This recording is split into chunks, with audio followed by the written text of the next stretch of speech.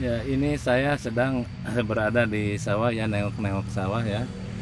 Lumayan lah walaupun cuman beberapa meter tapi cukup buat ketahanan pangan keluarga ya. Dari tadi pagi saya keluar sebelum subuh ya. Di sono itu sebelah timur di balik Gunung Ciremai itu biasanya ada terbit fajar yang mengeluarkan menyerahkan warna jingga gitu, tapi tadi terhalang kabut dan sedikit gerimis sehingga sinar fajar itu tidak nampak gitu ya. Saya baru ingat ternyata fajarnya itu bersinar di Gorontalo ya. Kemarin itu saya lihat di YouTube ya, mungkin udah boring tinggal di Jakarta sehingga dia minta pulang kampungnya ke Gorontalo dan diantar sama rombongannya Denny Cagur. Luar biasa penyambutannya di sana ya, dengan penjagaan yang ketat yang berbanding baiklah antara aparat dengan massa, sehingga terjadi suasana yang memang kondusif bagus sekali. Fenomena viralnya Fajar Sad Boy itu telah melahirkan banyak analis ya yang menganalisa tentang Fajar Sad Boy itu sendiri.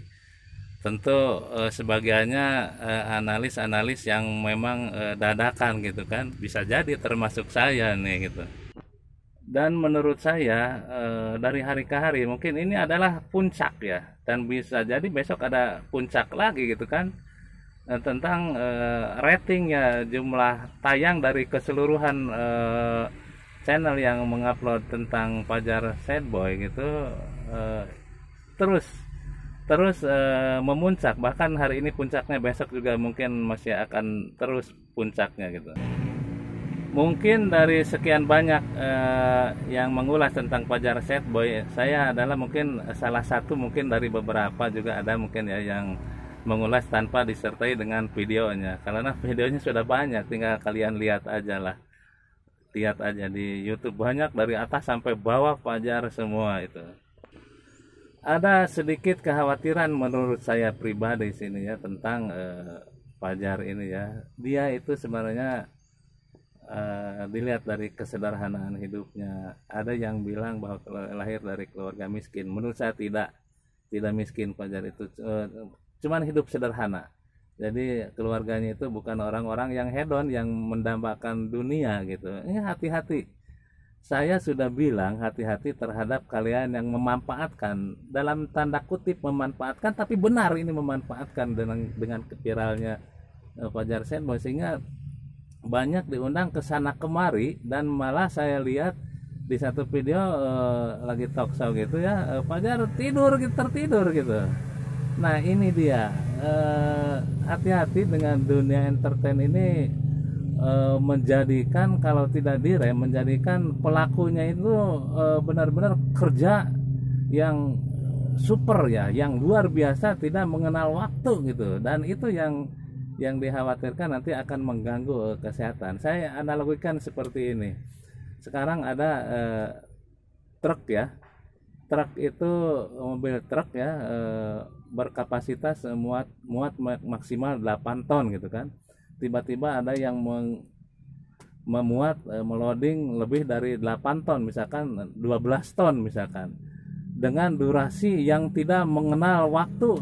Tidak diberikan hak-hak terhadap truk itu untuk dia diam gitu kan, untuk di storing apanya gitu kan, tidak diberikan hak. Hayo aja digenjot gitu kan, sehingga menghasilkan banyak pundi-pundi dari truk itu. Coba bayangkan apa yang terjadi. Truk itu akan usianya akan sebentar dan ambruk. Nah ketika ambruk itu eh, pembiayaan untuk bengkelnya tentu akan makan biaya yang sangat banyak gitu kan. Lain dengan kapasitas misalkan loadingnya yang sesuai aturan gitu kan. Nah itu baru truk. Orang dengan truk bisa saja dia mengganti, yang punyanya mengganti dengan truk baru. Tapi ini lain, manusia kalau udah ambruk tidak bisa diganti. Pajar diganti dengan pajar yang lain, tidak bisa. Makanya hati-hati, para pemanfaat ini harus hati-hati ya. Berikan hak-hak pada tubuh seorang pajar ini, kapan dia istirahat, kapan dia untuk dihadirkan di podcast gitu kan. Saya pikir sih Fajar juga nggak suka-suka banget ya dengan hadir banyak di podcast gitu kan. Dia bukan seorang yang hedon menurut saya. Dia tetap berpegang teguh, dia seorang muslim yang saya bilang sih pasti taat itu anaknya. Dan dia bukan penghamba dunia gitu. Dunia itu seadanya aja, seketemunya, walaupun memang tujuannya tidak harus miskin, tapi memang dia juga punya keinginan. Tapi kalau berlebih seperti ini juga menjadikan shock pasti, secara batin pasti itu sangat mengganggu ya. Saya kasih contoh ya. Mendiang Olga Saputra, maaf ya untuk keluarganya.